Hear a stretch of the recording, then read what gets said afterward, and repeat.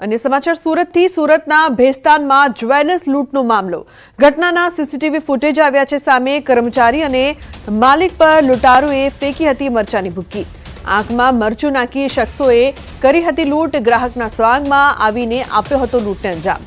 ભેસ્તાન પોલીસે કરી છે 3 આરોપીઓની ધરપકડ। તો શખ્સો દુકાનમાંથી દાગીના અને રોકડ ઉઠાવી ગયા હતા।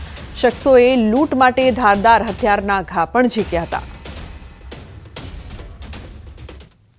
લખતરના ઓળખ ગામે એક સાથે 4 મકાનમાં ત્રાટક્યા ચોર।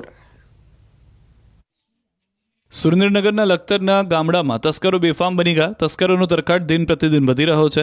સુરેન્દ્રનગરના લખતર તાલુકાના ઓળખ ગામના એક સાથે 4 મકાનમાં તસ્કરો ત્રાટક્યા। 4 રહેણાંક મકાનમાંથી ₹60,000થી વધુની મત્તાની ચોરી કરી ફરાર થઈ ગયા। તસ્કરો બાઇક પર આવ્યા હતા અને 4 મકાનને નિશાન બનાવ્યા। અન્ય મકાનમાં ચોરી કરવા જતા ગ્રામજનો જાગી ગયા હતા, જેથી લોકોના ડરથી તસ્કરો ત્યાંથી નાસી છૂટ્યા હતા। ચોરી કરવા આવેલા કુલ 7 તસ્કરો પાસે છરી, દારિયા સહિત તીક્ષ્ણ હથિયારો હોવાનો પણ ગ્રામજનોએ આક્ષેપ લગાવ્યો છે। એક સાથે 4 મકાનોને નિશાન બનાવતા લખતર પોલીસના નાઇટ પેટ્રોલિંગ પર સવાલો ઉઠી રહ્યા છે। આ તરફ દાહોદ અને પંચમહાલ પંથકમાં ચોરી કરનારા પકડાયા છે। 13 ઘરફોડ ચોરીનો ભેદ ઉકેલાયો છે। 7 લાખના મુદ્દામાલ સાથે 3 આરોપીઓની ધરપકડ છે। મહત્વનું છે કે કેટલાક સમયથી દાહોદ અને પંચમહાલ જિલ્લામાં ઘરફોડ ચોરીની ઘટનાઓ વધી રહી હતી, જેથી પોલીસે કડક તપાસ શરૂ કરી, જેમાં એલસીબીની ટીમે હ્યુમન સોર્સ અને ટેકનિકલ સોર્સની મદદ લીધી અને 13 ઘરફોડ ચોરીનો ભેદ ઉકેલી નાખ્યો। બહારથી સોના ચાંદીના દાગીના લઈ કેટલાક ઇસમો ભાગ પાડવાના હોવાની માહિતી મળતા લોકલ ક્રાઇમ બ્રાન્ચ દ્વારા રેડ કરાઈ, જેમાં 7 લાખના મુદ્દામાલ સાથે 3 આરોપીની ધરપકડ કરવામાં આવી। આ તસ્કરો દિવસ દરમિયાન રેકી કરી બંધ મકાનને રાત્રિના સમયે નિશાન બનાવતા। થોડા દિવસ અગાઉ રાજસ્થાનમાં મરણ ગયેલ લીમખેડાના પરિવારના ઘરે થયેલી ચોરીનો પણ ભેદ ઉકેલાયો છે। તો સુરતમાં વધુ એક યુવકની જાહેરમાં હત્યા કરવામાં આવી। કાપોદ્રામાં યુવકની જાહેરમાં હત્યા। ગુલાબચંદ પાંડે નામના યુવકની હત્યા। છરી વડે હત્યાને અપાયો અંજામ। હત્યા કરી અજાણ્યા શખ્સો ફરાર થયા છે। પોલીસે હત્યાને લઈને વધુ તપાસ શરૂ કરી છે।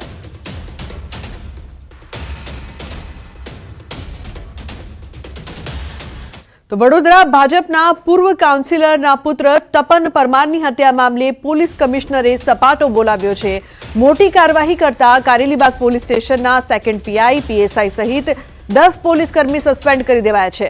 પોલીસ કમિશનર આકરા વલણથી પોલીસ બેડામાં હડકંપ મચી ગયો છે। આ પહેલા પોલીસ કમિશનરે 2 પોલીસકર્મીની બદલી કરી હતી।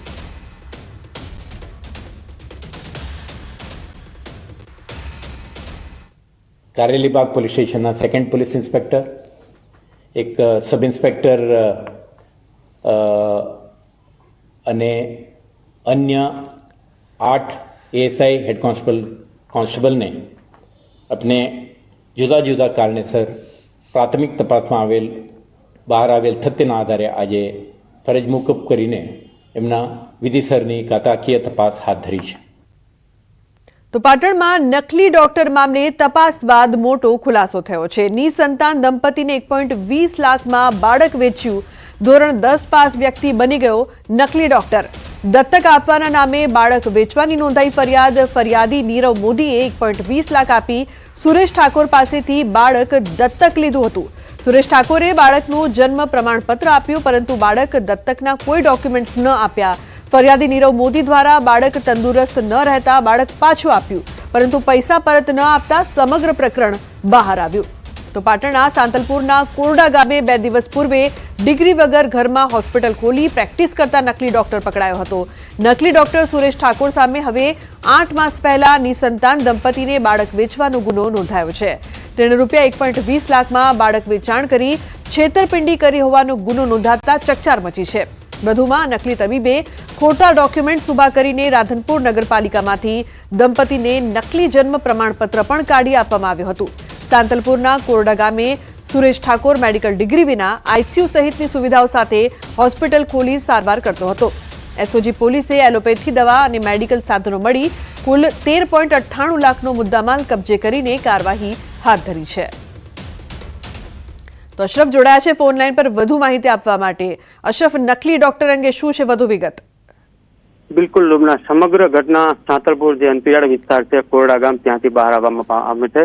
એસઓજીને ખાનગી રાહે બાતમી મળે છે કે આ જગ્યાએ એક આલિશાન હોસ્પિટલ ખોલીને કોઈ બોગસ ડોક્ટર લોકોના આરોગ્ય સાથે ચેડા કર્યો છે। એસઓજી ઘટના સ્થળે જ્યારે છાપો મારે છે ત્યારે એસઓજી પણ ચોંકી ઉઠે છે, કારણ કે 10 પાસ જે વ્યક્તિ છે, જે ઈસમ છે, તે આલિશાન આઈસીયુની સુવિધા સાથે મોટી હોસ્પિટલ ખોલીને બેઠો છે અને જાણતો હોવા છતાં પણ લોકોને ક્યાંક મોતનો સોદો કરી રહ્યો તેવી ઘટના સામે આવે છે. સમગ્ર ઘટનામાં એસઓજી પોલીસ બોગસ ડોક્ટરની ફરિયાદ નોંધે છે. 13.98 લાખનો મુદ્દામાલ કબજે કરે છે, પરંતુ ત્યારબાદ જે બોગસ ડોક્ટર સુરેશ ઠાકોર છે તેને કોર્ટમાં રજૂ કરે છે અને એસઓજી પોલીસ 3 દિવસના રિમાન્ડ માંગે છે. ત્યારે પ્રથમ દિવસના રિમાન્ડમાં એસઓજી પોલીસને ચોંકાવનારો ખટકો સામે આવે છે, જેમાં કિસ્સો સામે આવે છે કે જે બોગસ ડોક્ટર સુરેશ ઠાકોર પકડાયો છે તે ક્યાંક નિસંતાન દંપતીને ક્યાંક જે દત્તક લેવાના બહાને બાળક વેચવાનો કૌભાંડ રચતો હોય તેવો એક કિસ્સો સામે આવે છે. એટલે સમગ્ર બાબતે એસઓજી પોલીસ તીવ્ર તપાસ કરે છે અને ક્યાંક બાળક દત્તક દેવાના બહાને ખોટી રીતે પૈસા વસૂલે એવી ફરિયાદ નોંધવામાં આવે. એટલે ચોક્કસ કહીએ કે સુરેશ ઠાકોર જે છે તે ક્યાંક બાળક જે નીરવ મોદી ફરિયાદી છે તેને આપે છે અને એના 1,20,000 રૂપિયા વસૂલે છે. બીજી બાજુ મહત્વની વાત છે કે લુબના જે બાળકને દત્તક આપવામાં આવે છે એના ખોટી. જી અશરફ, બિલકુલ આભાર આ સમગ્ર માહિતી બદલ.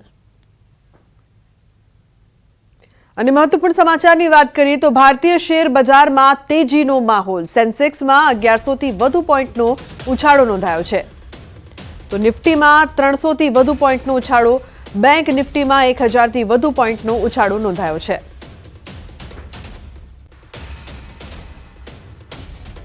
નવસારીના ચીખલીમાં દીપડાના આંટાફેરા. ચીખલીના જાહેર માર્ગો પર દીપડાની લટાર જોવા મળી. ચીખલી તાલુકાના ખુડવેલ ગામના ખલીફા ફળિયા વિસ્તારમાં દીપડો લટાર મારતો વાહન ચાલકે મોબાઈલમાં કેદ કર્યો. ખુડવેલ ગામના ખલીફા ફળિયા વિસ્તારમાં દીપડો દેખાતા લોકોમાં ફફડાટ ફેલાયો છે. નવસારી જિલ્લામાં દીપડાને લઈને લોકોમાં ભયનો માહોલ જોવા મળી રહ્યો છે. તો ચીખલીના જાહેર માર્ગો પર દીપડાના આંટાફેરા સતત વધતા લોકોમાં ડરનો માહોલ છે. જે પ્રકારથી વારંવાર દીપડાના આંટાફેરા જોવા મળી રહ્યા છે.